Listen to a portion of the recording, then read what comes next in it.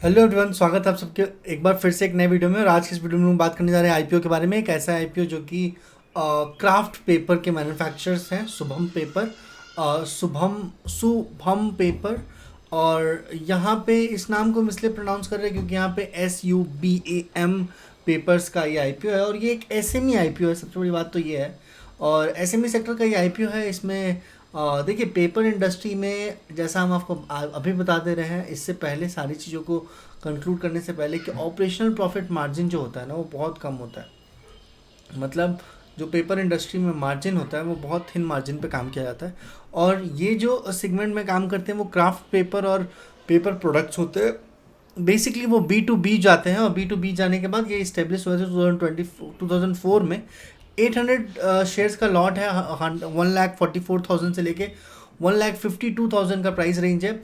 Minimum investment यहाँ पे 1,15,000 rupees का है, 15,200 का है। और यहीं पे अगर आप बिडिंग प्राइस देखेंगे तो 30 सितंबर से लेके 3 अक्टूबर तक का बिडिंग प्राइस है। इशू साइज जो है 93 करोड़ का है। तो इस चीज़ को आप रेड हैट रिपोर्ट को हम लोग देखेंगे। आप देखिए, किसी भी आईपीओ में सिर्फ ब्लाइंडली इन्वेस्ट कर देने से और आईपीओ का लिस्टिंग मिल जाने से बहुत बड़ी बात नहीं हो जाती। अगर मान लीजिए खुदा ना खास्ता अगर आपको आपने ब्लाइंडिंग इन्वेस्ट किया है और आपको लिस्टिंग मिल गई और वो लिस्टिंग 30-40% डाउन खुल रही है, तो बहुत बुरी बात है। हम आपको बता दें, इसी तरीके का एक आईपीओ था जो हम लोगों ने ऑलरेडी कवर किया था अपने चैनल पे ही, और बहुत स्टार्टिंग में ही।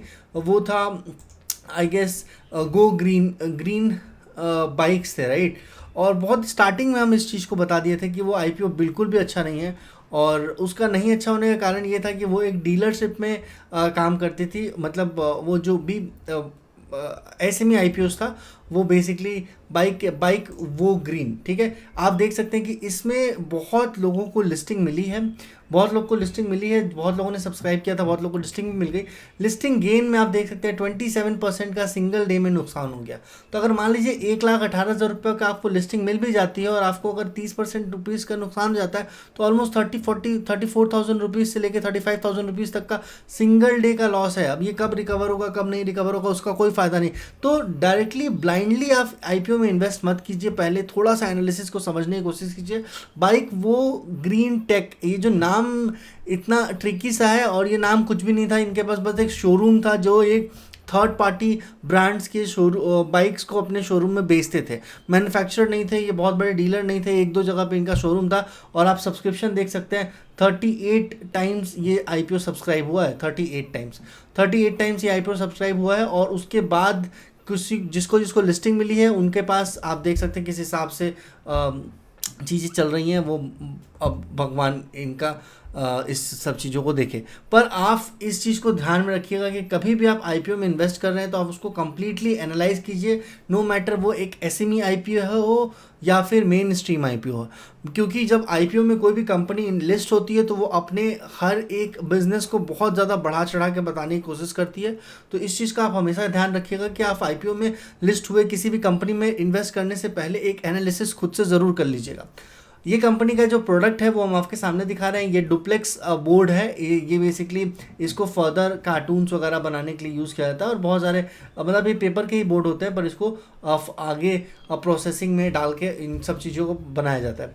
सेकेंड नंबर पर अगर आप देखेंगे तो ये क्राफ्ट पेपर है। क्राफ्ट पेपर आप देखते होंगे कि बहुत सारे जगह पे स्कूल्स कॉलेजेस में SUPW आई थिंक कोई सब्जेक्ट होता था, वहाँ पे ये सारी चीज़ें यूज़ होती थी क्राफ्ट के होम्स या फिर कुछ मॉडल टाइप बनाने के लिए। वहाँ पे ये सब चीज़ों का यूज़ किया जाता था। नेक्स्ट नंबर अगर नेक्स्ट प्रोडक्ट की बात करें तो कार्टून बॉक्सेस का मैन्युफैक्चरिंग है। और पेपर कोन्स ये कंपनी बनाती है। फर्दर वो पेपर कोन्स जो होते हैं B2B बिजनेसेस में यूज़ किए जाते हैं किसी चीज़ को यूज़ करने के लिए। और पेपर ट्यूब्स भी बनाती है जो फर्दर फॉइल को रैप करना हो या फिर क्लोथ्स को रैप करना हो, इन सब चीज़ों को रैप करने के लिए पेपर बोर्ड्स का यूज़ किया जाता है। अब थोड़े से इसके फाइनेंसेस पर नज़र डालते हैं। फाइनेंसेस की अगर हम लोग बात करें तो कंपनी ने रेवेन्यू जनरेट किया था। ये सारे के सारे जो भी फिगर्स आप देख रहे हैं ये सारे के सारे फिगर्स लैक्स में हैं, तो हम आपको इसको करोड़ में कन्वर्ट करके बताएंगे। 332 करोड़ रुपीज़ का रेवेन्यू 2020 में कंपनी ने कन्वर्ट किया था, कंपनी ने जनरेट किया था। और वहाँ से अगर आप देखेंगे तो 132 करोड़ के रेवेन्यू से कंपनी का एक्सपेंस जो था वो टोटल 297 करोड़ के रेवेन्यू एक्सपेंस था 332 करोड़ के रेवेन्यू में। और वहाँ पे अगर प्रॉफिट बिफोर टैक्स की बात करें तो 34 करोड़ रुपीस के आसपास का प्रॉफिट था। और जो लास्ट में प्रॉफिटेबिलिटी नेट प्रॉफिटेबिलिटी बनता है वो 26 करोड़ रुपीस। बट वहीं पे 23 में 510 करोड़ का सेल था जिसमें एक्सपेंस था 505 करोड़ और वहाँ पे प्रॉफिटेबिलिटी निकल के आ रही थी 3.7 करोड़। पर जो नेट लॉस था कंप्लीट ईयर में 27 लाख के आसपास का लॉस था।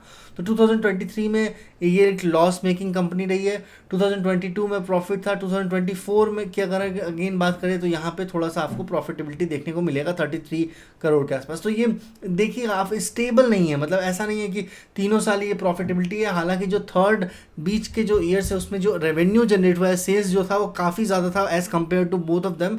पर वहाँ पे ये एक लॉस मेकिंग अच्छा खासा लॉस हुआ है इस कंपनी का। कारण ये है कि इस कंपनी में लाइक इन्वेंट्रीज के चेंजेस थे, उसके बाद मटेरियल कॉस्ट इन्वॉल्व होता है, एम्प्लॉय बेनिफिट्स इन्वॉल्व होते हैं, फाइनेंशियल कॉस्ट्स होते हैं।